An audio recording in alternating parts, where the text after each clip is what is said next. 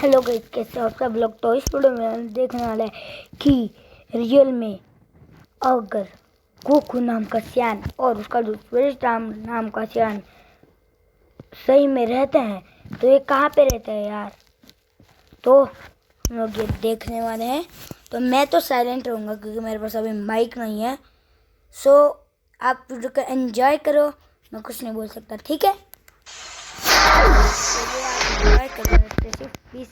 यदि आपने dragon ball देखी है तो ये वीडियो आपके लिए ही बनी है, लेकिन यदि आपने ड्रैगन बॉल आज तक नहीं देखा और ड्रैगन बॉल एनिमे सीरीज को देखना चाहते हो तो आई प्रॉमिस ये वीडियो आपको ड्रैगन बॉल देखने के लिए मजबूर कर देगा, क्योंकि आज हम जानेंगे कि किसने ड्रैगन बॉल को बनाया और क्यों वर्ल्ड लेवल पर इस एनिमे के इतने सारे फैंस हैं। भाई कुछ तो बात होगी इस एनिमे सीरीज में। तो चलो A to Z सब कुछ जान लेते हैं ड्रैगन बॉल के बारे में। So without wasting time let's watch intro and get started to know something exciting.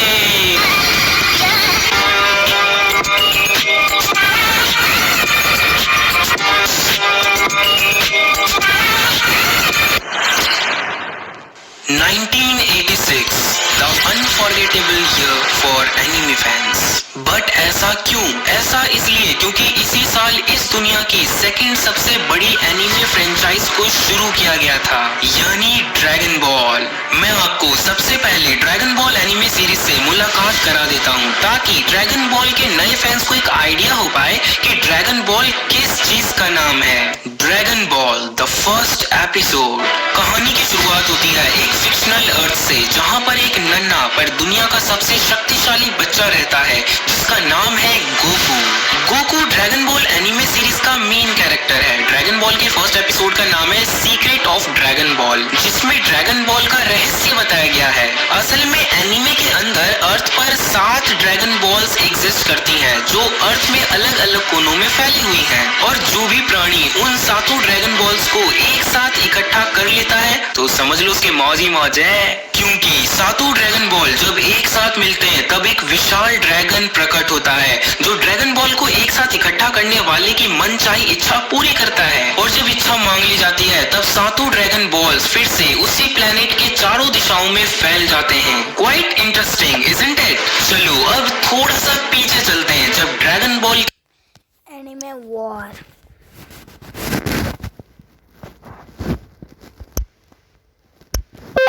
Dragon ball episode Goku.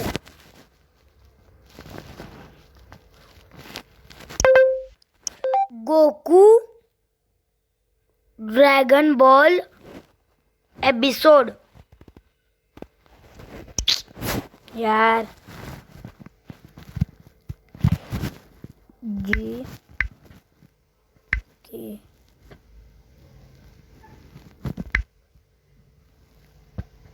Goku AP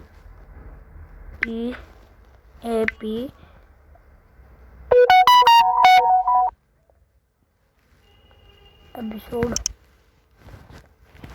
1 Goku episode 1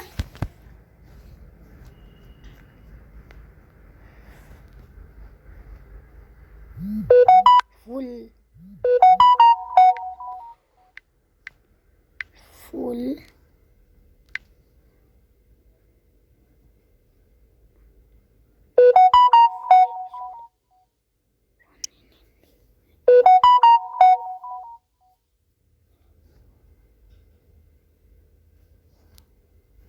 हाँ चला के यूनिवर्स की शुरुआत हुई थी। Anime the beginning. आपको पता है हम इंडिया में हैं एंड इंडिया एशिया में है एंड एशिया अर्थ पर है। अर्थ हमारे सोलर सिस्टम में मौजूद 8 प्लैनेट्स में से एक छोटा सा प्लैनेट है, बट उससे ऊपर क्या होगा? मे बी हमारे सोलर सिस्टम के ठीक ऑपोजिट एक और सोलर सिस्टम हो और उसके जैसे करोड़ों सोलर सिस्टम्स हो, और उन करोड़ों सोलर सिस्टम्स को मिलाकर बनता है एक यूनिवर्स जिसे ब्रह्मांड कहते हैं। एक फन फैक्ट सुनो, हमारे यूनिवर्स का नाम मिल्की वे है। हिंदी में बोले तो हमारे ब्रह्मांड का नाम आकाश गंगा है। अब इस यूनिवर्स के आगे क्या होगा? मे बी ठीक मिल्की वे यूनिवर्स के ऑपोजिट साइड एक और यूनिवर्स हो, और ऐसे करोड़ों और यूनिवर्स हो जिनको मिलाकर एक मल्टीवर्स बनता है। बस इससे आगे नहीं जाएंगे। अब आते हैं पॉइंट पे। ड्रैगन बॉल के सारे एपिसोड्स इमेजिनरी मल्टीवर्स में हुए इंसिडेंट से जुड़े हुए हैं। एक ऐसा मल्टीवर्स जिसमें कुल 12 यूनिवर्स एग्जिस्ट करते हैं, जिनमें से हर एक यूनिवर्स पर बेनोवेलेंट एंड मेलेवेलेंट डिटीज का राज है, जिन्हें supreme Kais and gods of destruction के नाम से भी जाना जाता है। सिंपल लैंग्वेज में बताऊं तो सुप्रीम काइस वो लोग जो इस सृष्टि की रचना करते हैं, और गॉड ऑफ डिस्ट्रक्शन वो लोग जो सृष्टि का विनाश करते हैं। ड्रैगन बॉल सुपर को छोड़कर ड्रैगन बॉल की ऑल डोंट टेल मी हिला हे कसं समज पडला कि ड्रैगन बॉल की दुनिया सही में एग्जिस्ट करती है? सभी सीरीज यूनिवर्स नंबर 7 पर हुए इंसिडेंट से जुड़े हुए हैं। और जैसे हम अपने रियल यूनिवर्स में टाइमलाइन को ईयर्स में नापते हैं, ठीक उसी तरह ड्रैगन बॉल एनिमे के अंदर टाइमलाइन को नापने के लिए ईयर्स की जगह एजिस वर्ड का यूज किया गया है। और ड्रैगन बॉल एनिमे के अंदर ज्यादातर इंसिडेंट्स एज 749 से एज 790 के बीच में अकर हुए हैं। और ये जो यूनिवर्स नंबर 7 है ना, उसमें कुछ प्लैनेट्स हैं, जैसे फिक्शनलाइज्ड अर्थ जहाँ ह्यूमंस रहते हैं, प्लैनेट वेजिटा जो साइंस की दुनिया है। नाउ ये साइंस कौन लोग हैं? सिंपल भाषा में जैसे प्लैनेट अर्थ पर कई तरह के प्राणी रहते हैं, जिसमें से सबसे इंटेलिजेंट प्राणी को ह्यूमन बीइंग या फिर इंसान कहा जाता है, ठीक उसी तरह प्लैनेट वेजिटा पर रहने वाले प्राणियों को साइंस कहा जाता है। और मेन ट्विस्ट ये है कि गोकू एक इंसान नहीं है बल्कि एक साइयन है, जिसे किसी कारणवश उसके जन्म होते ही प्लैनेट वेजिटा से प्लैनेट अर्थ पर भेज दिया गया था। और इस सीरीज में आगे जाकर गोकू को बाद में पता चलता है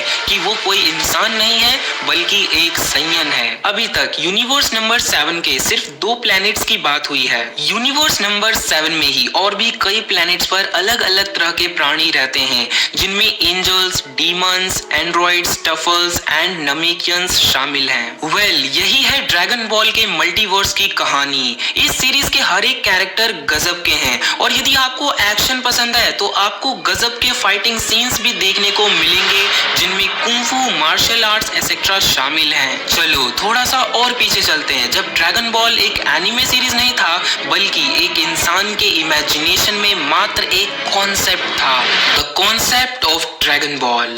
5 अप्रैल 1955 को जन्म हुआ one of the best manga artist of all time Akira Toriyama का, जिनका सबसे पहला सक्सेसफुल मांगा था डॉक्टर स्लम। और डॉक्टर स्लम के बाद उन्होंने एक और मांगा सीरीज बनाई जिसने आज तक पूरी दुनिया में तहलका मचा रखा है। जी हाँ, सही पहचाना, the Dragon Ball. Akira Toriyama Hong Kong के मार्शल आर्ट्स मूवीज के दीवाने थे, खास करके वो ब्रूस ली और जैकी चैन के मूवीज के तो बहुत बड़े फैन थे। जैसे 1973 में एक मूवी आई थी एंटर द ड्रैगन, और 1978 में एक मूवी आई थी ड्रंकन मास्टर मूवी एक्सेट्रा। इन सभी मूवीज को देखने में उनको मजा आ जाता था, और इन्हीं इंटरेस्ट के कारण अकीरा तोरियामा ने 1983 में एक वन शॉट मांगा बनाई जिसका नाम था ड्रैगन बॉय, जो कि आगे चलकर एक बहुत बड़ी मांगा में बदल गया। जी हाँ, फिर से सही पहचाना, द ड्रैगन बॉल मांगा में। असल में अकीरा तोरियामा ने ड्रैगन बॉल के सभी कैरेक्टर्स को एक चाइनीज लिटरेचर से इंस्पायर्ड होकर क्रिएट किया था, जिस लिटरेचर का नाम है जर्नी टू द वेस्ट। यदि आपको नहीं पता तो मैं बता दूं, चाइना में पॉपुलर 4 बेस्ट क्लासिकल लिटरेचर में से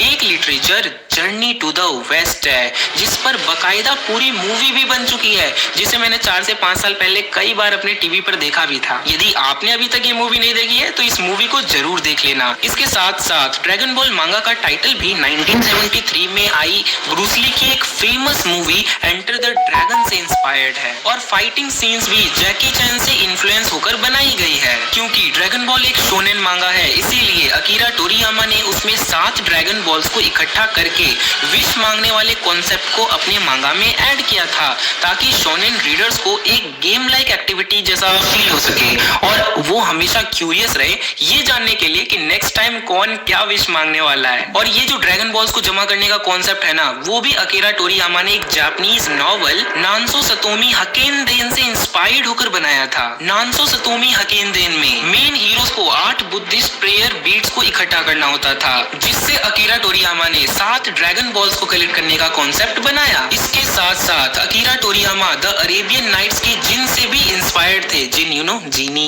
तभी तो उन्होंने ड्रैगन बॉल को इच्छा पूरी करने वाली शक्ति दी है, जो कि ऑफिशियली जिन के पास ही होता है। ओवरऑल अकीरा टोरियामा ने भर भर के चारों दिशाओं से इंस्पिरेशन लेकर एक बहुत बड़ा इतिहास बना डाला। तो चलो थोड़ा सा और आगे बढ़ते हैं। जब ड्रैगन बॉल को एक कॉन्सेप्ट से मांगा में कन्वर्ट कर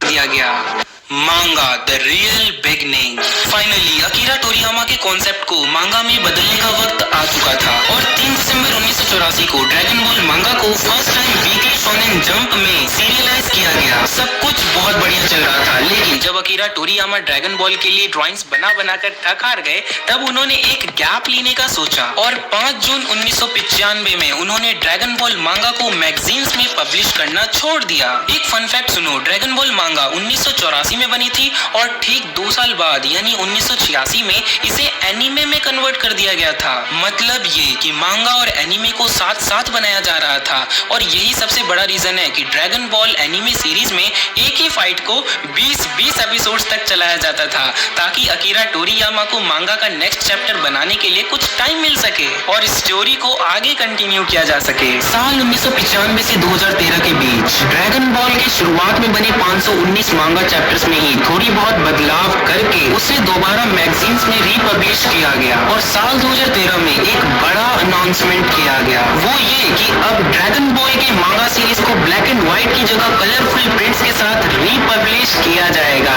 अरे भाई फिर क्या था, साल 2013 से 2017 के बीच ड्रैगन बॉल के कलरफुल मांगा को पूरी दुनिया में सर्कुलेट कर दिया गया। बिलीव मी, जब ड्रैगन बॉल एनिमे सीरीज में कन्वर्ट हुआ और दुनिया भर के देशों में टीवी पर ब्रॉडकास्ट होना शुरू हुआ, तब से लेकर आज तक ड्रैगन बॉल ने पैसा तो खूब छापा ही, पर उसके साथ साथ दुनिया भर में ड्रैगन बॉल ने अपना एक बहुत बड़ा फैन बेस बना लिया है। तभी तो मांगा के इतिहास में सबसे ज्यादा कॉपीज बिकने वाली लिस्ट में ड्रैगन बॉल सेकंड नंबर पे आता है। आप अपने स्क्रीन पर टॉप बेस्ट सेलिंग मांगा सीरीज की लिस्ट देख सकते हो, जिसमें नंबर 1 पर वन पीस है और नंबर 2 पर है अपना ड्रैगन बॉल, जिसके अप्रॉक्स 250 से 300 मिलियन कॉपीज बिक चुके हैं। आज तक ड्रैगन बॉल मांगा सीरीज को एक बहुत अच्छा रीडरशिप मिल रहा है। 1980 से 1990s के बीच वर्ल्ड वाइड मांगा सर्कुलेशन अपने पीक पर था, जिसमें सबसे बड़ा योगदान ड्रैगन बॉल मांगा सीरीज का ही था। और इस मांगा सीरीज के जितने ऑफिशियल मांगा सर्कुलेट हुए हैं ना, उसके दुगने तो पायरेटेड कॉपीज सर्कुलेट हुए हैं। पायरेटेड बोले तो वो कॉपीज जो किसी मांगा के ओरिजिनल क्रिएटर ने प्रिंट करवा कर नहीं बेचे हैं, बल्कि किसी थर्ड पार्टी द्वारा इलीगल तरीके से प्रिंट करके बेचे गए हैं। साल 2007 में ओरिकॉन ने एक सर्वे किया, जिसमें उन्होंने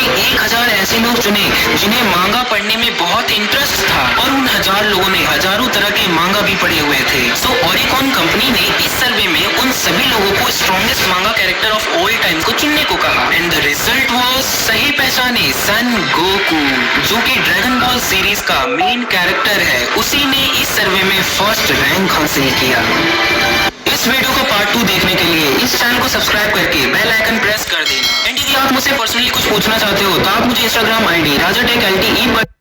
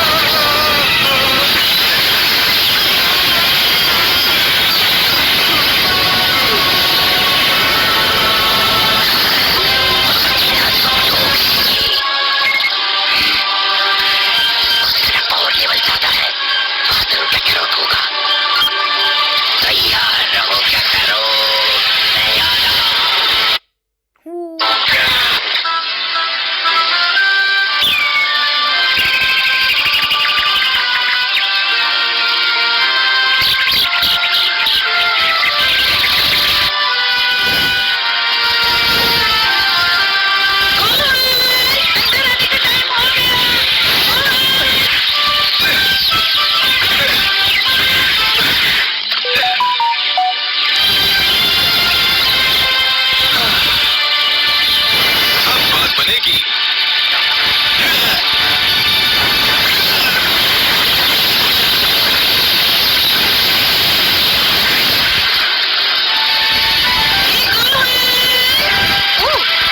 गोकू, तुम्हारे पास आग जलाने के लिए लकड़ी है ना? हाँ, मेरे ख्याल से इतनी काफी होगी, है ना? तुम ये सब करते करते एक दिन जरूर अपने आप को चोट लगाओ। मैं ठीक हूँ। कौन कहाँ है? पता नहीं। तुम जरा जाकर उसे ढूंढो, क्योंकि तुम दोनों को मास्टर रोशी के यहाँ जल्दी पहुँचना है। ओह हाँ, अभी जाता हूँ।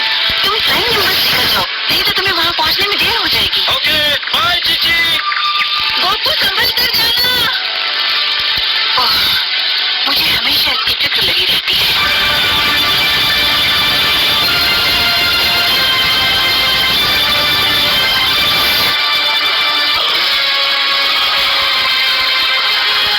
ये नहीं हो सकता, मैंने ऐसी शक्ति पहले महसूस नहीं की।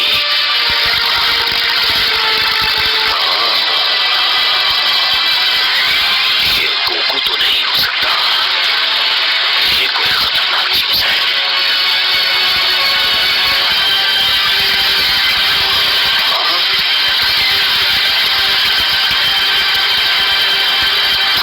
मैं यहाँ उतर गया। मैं कैकरोट नाम के आदमी को ढूंढ रहा हूँ। मुझे लगा कि वो तुम हो। माफ किया, पर मेरे ख्याल से तुम्हें आंखों के लिए चश्मा चाहिए। तुम बड़ी मजाकिया हो। अच्छा, मैं चाहे जैसा भी हो, अब दफा हो जाओ। तुम तो यही चाहते हो, है ना? पावर लेवल है 322। मैं ये भी जानता हूँ कि तुम इस प्लेनेट से नहीं हो, पर अगर तुम मुझ पर हमला करोगे तो ये तुम्हारी नादानी होगी। अब मेरी बात सुनो, तुम यहाँ आए हो और मुझे लड़ाई शुरू करने में कोई दिलचस्पी नहीं, पर मुझे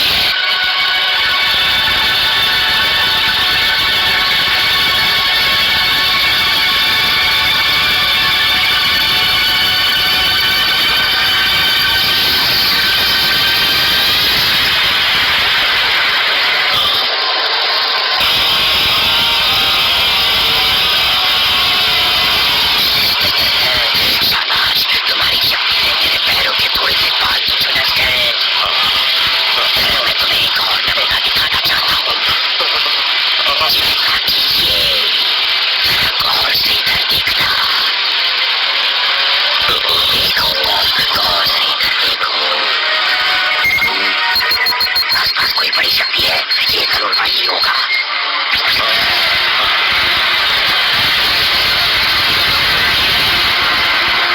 इससे बच के रहना होगा।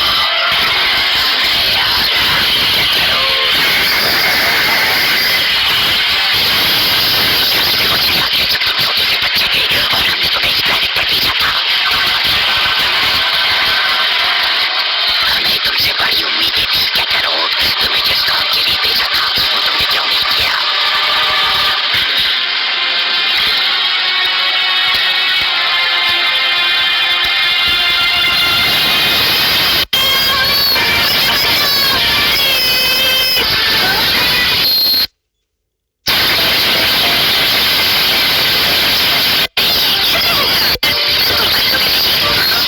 तुम मेरे प्रपोज भूल गई, पर कोई बात नहीं, मैंने तुम्हें माफ किया।